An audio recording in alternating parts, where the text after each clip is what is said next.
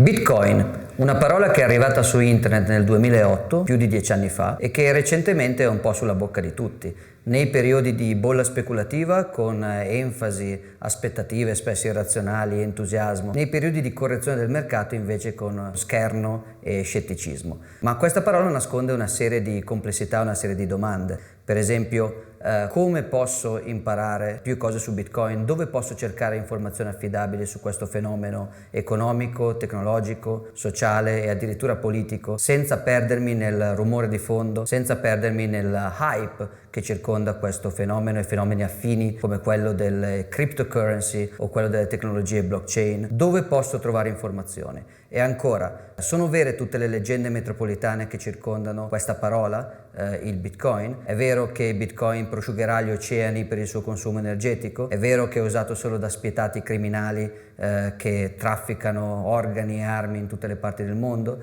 È vero che Bitcoin in realtà non è particolarmente interessante in sé, ma è interessante soltanto la tecnologia sottostante, la cosiddetta blockchain. Che cos'è questa blockchain? Una parola che tutti stanno usando in ogni salsa, in ogni ambito, senza che sia ben chiaro alla fine a nessuno a che cosa una cosa del genere possa servire. Che cos'è una blockchain? Che rapporti ha questo termine con il termine Bitcoin? Che cos'è il Bitcoin dal punto di vista economico, dal punto di vista dell'oro digitale? Bitcoin è scarso? Quante unità ci sono in circolazione? Quanto sono divisibili? Qual è l'inflazione di Bitcoin? È davvero un asset class che può essere considerata decorrelata dalle altre, quindi ha un interesse finanziario? E ancora, come si gioca la sicurezza di Bitcoin? Chi può muovere Bitcoin? Le banche, le start-up che creano prodotti su Bitcoin, oppure voi con le vostre chiavi digitali? Che cosa sono le chiavi crittografiche? Cos'è una firma digitale? Ancora, che cosa sono i sistemi distribuiti e i sistemi replicati? Che cos'è un database ridondato? Che cos'è un progetto decentralizzato? Che cos'è il codice open source?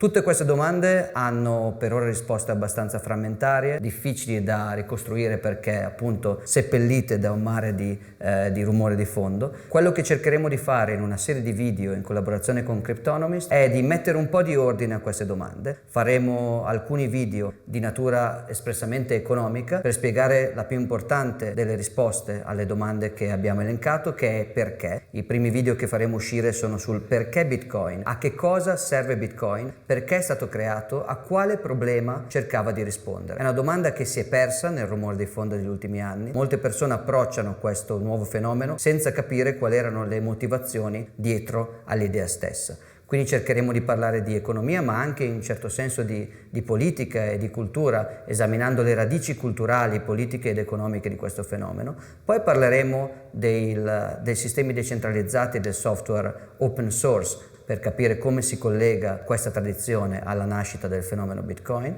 Poi parleremo di chiavi crittografiche, di sicurezza informatica, come tenere al sicuro le chiavi che muovono i vostri Bitcoin, che cos'è un hardware wallet, che cos'è uno script, che cos'è uno smart contract. Poi parleremo della inflazione di Bitcoin, del modello di scarsità dell'asset Bitcoin e dei suoi rapporti con l'oro o altre commodity, altri asset finanziari. Infine cercheremo di spiegare il mistero di che cosa sia questa benedetta blockchain e che funzioni effettive abbia su Bitcoin o su altre cryptocurrency clonate da Bitcoin o su altri campi applicativi totalmente diversi. Infine cercheremo di sfatare le principali leggende metropolitane e di darvi un po' di risorse su cui fare ricerca indipendente e su cui approfondire in autonomia. Tutto questo nei prossimi mesi, anche per festeggiare il decennale dall'effettiva produzione del blocco genesi di Bitcoin il 3 gennaio del 2009.